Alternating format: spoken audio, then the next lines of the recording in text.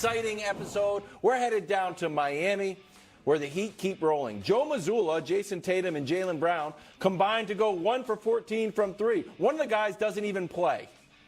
But I guess it's all his fault, even though he's coaching. Let's take a listen. I just didn't have him ready to play. I should have, whatever it was, whether it was the starting lineup, whether it was an adjustment, just I have to get them in a better place, ready to play. That's on me. You're telling them to try. So is there a disconnect? Yeah, that's where I have to be better, is figure out what this team needs to make sure that they're connected, they're physical, and they're together by the time we step on the floor. That is Joe Mazzulla falling on his sword in an honorable way because the superstars that he coaches are not showing up. Nick? Yeah. More to blame for the Celtics collapse, coaching or play?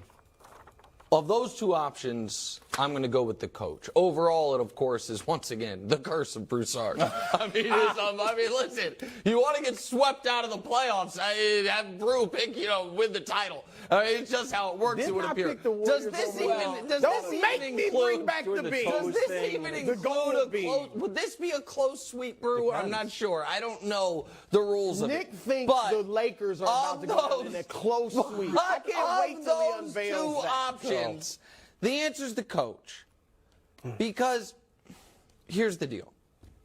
It's the same team they had last year. They added Malcolm Brogdon. Why is it so different? Game 1, what happened? Ask Joe Mazzulla, they won 3 of the 4 quarters. Unfortunately, that's not how these games are scored. And there were no timeouts in the 46-point third quarter. They let Jimmy ruin them at the end. And all of a sudden, Peyton Pritchard was a featured actor in this movie when people didn't even know he was on the cast. Game 2, what happened? You went away from Robert Williams, who that Robert Williams-Jason Tatum pick and roll was working brilliantly, and you couldn't figure out how to solve Bam Adebayo, who I think is an underrated player, but is not an offensive force throughout most of his career. Game 3, he said it. And we could have given you a dozen more instances. I didn't have him ready. Didn't have him ready. You say that's fine. Falling on his sword. It's also true. It'd be one thing if it's like I just need to be better, but it's true. Can I ask you a question before you go? Do you think didn't have them ready is a strategic indictment on himself that he's saying, or he's saying like I didn't give a good enough speech? I think coaching matters, and I think that we have a growing cachet of evidence that this guy was not ready for this job. And he is unfortunately now matched up, Brew, with the best in the world at this job and getting exposed.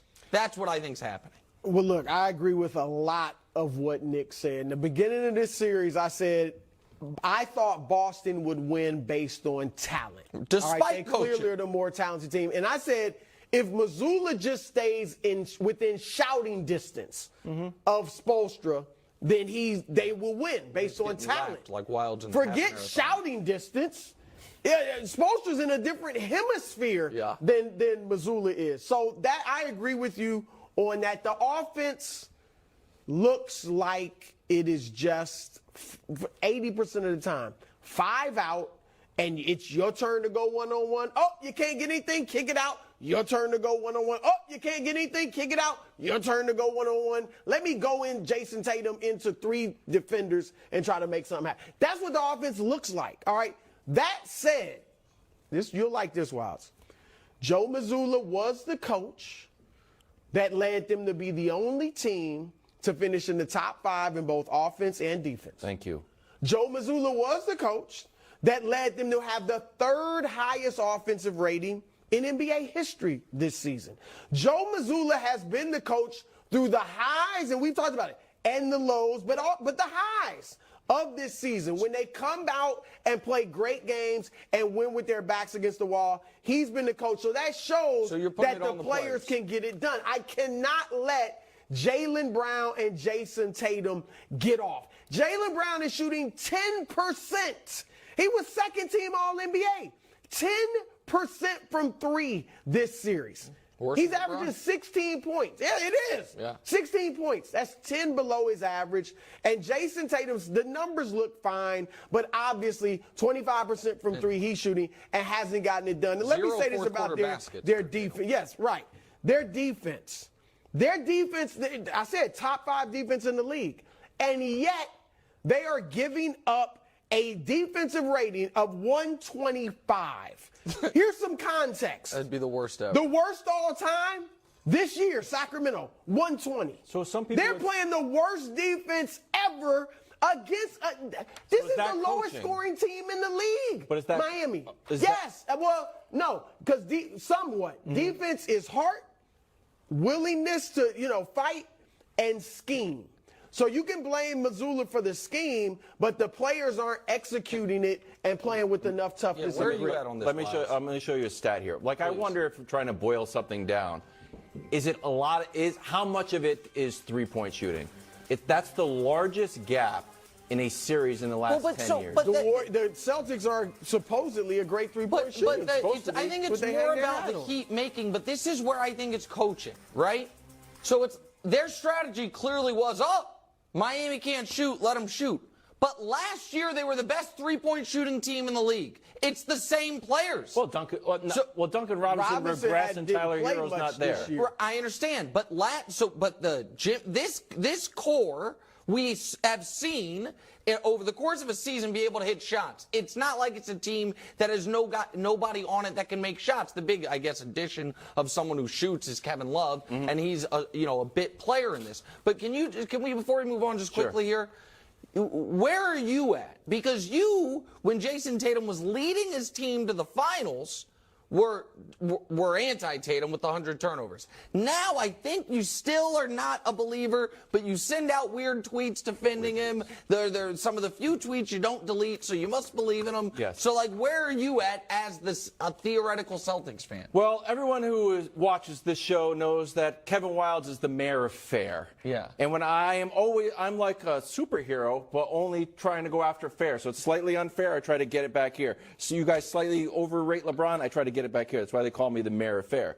So I just feel like the open season on Joe Mazzulla, who coached 95 games really well, but these last 3 games, get this guy absolutely out of here, is ridiculous.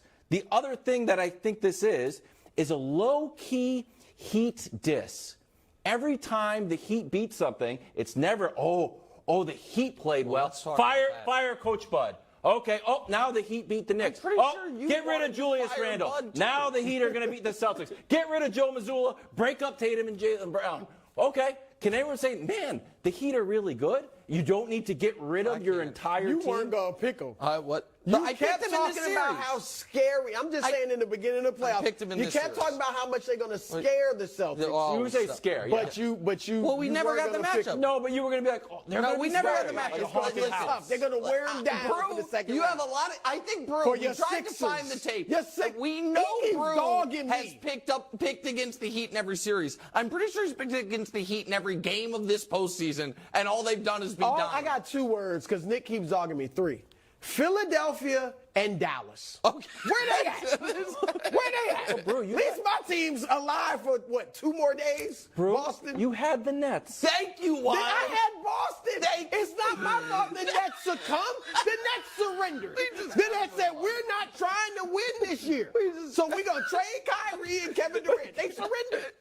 Not my fault. Check the Bible. I agree with you, by the way, that people should give the Heat some credit. They've got a player who has played better than anyone in this postseason, bar none, with the possible exception of Jokic. They've got a coach that is a champion. No, Jimmy Butler's been better than Jamal Murray this postseason. Been really good. But he's playing off over the last, since Jimmy Butler's been there, all they've done is gone to the finals, gap year, Game 7 of the Eastern Conference Finals, despite Butler being injured for 3 of those games. He had games 3, 4, 5 in that series, and now they're about to go to the finals again. Maybe the Butler-Bam Spo combo is pretty good. Pick them. I did pick them. No, I did over pick Denver. them. Well, let's see who gets there. Let's see who gets there. Stop. Talking Melo next. First things first.